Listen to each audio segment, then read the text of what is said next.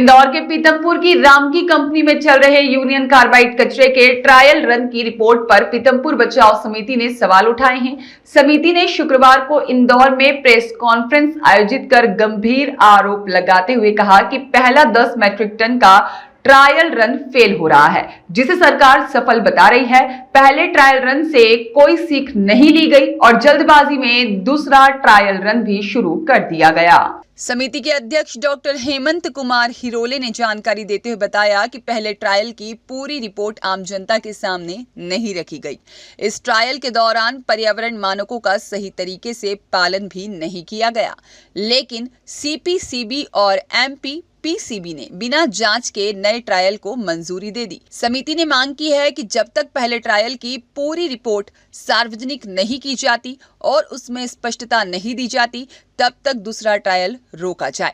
वहीं समिति ने सवाल उठाया है कि इस प्रोजेक्ट पर टैक्स पेयर्स का पैसा खर्च किया जा रहा है, लेकिन यह जनता के नुकसान का कारण बन सकता है।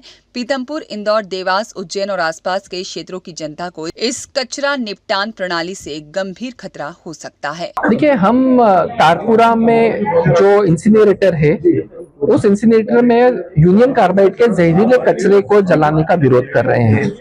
हमारा विरोध तथ्यात्मक है और हम माननीय न्यायालय के सामने जाकर समक्ष पेश होकर तथ्यों के साथ में ये मांग करेंगे कि वो कचरा वहां ना जलाया जाए।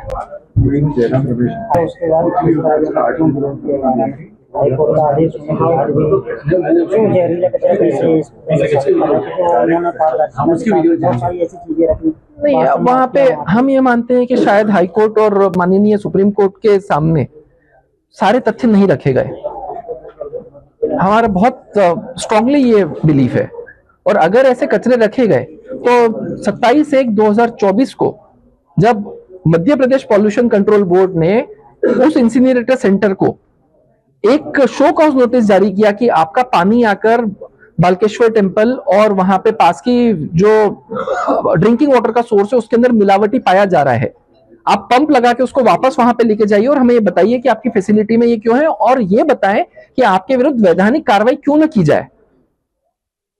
तब भी वो सामने नहीं आया और उसके 1 महीने बाद उन्होंने उसी का रिमाइंडर वापस उन्हीं सभी लोगों को भेजा कि इस पे आपने क्यों कार्रवाई नहीं की।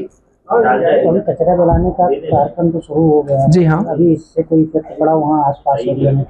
आसपास के जो रहवासी हैं उनकी आंखों में, कान में और गले में बहुत ज्यादा जलन हो रही है, जो कि भोपाल में जो त्रासदी हुई थी उस समय भी लोगों को ऐसी ही चीजें, ऐसे ही सिम्टम्स सामने आए थे।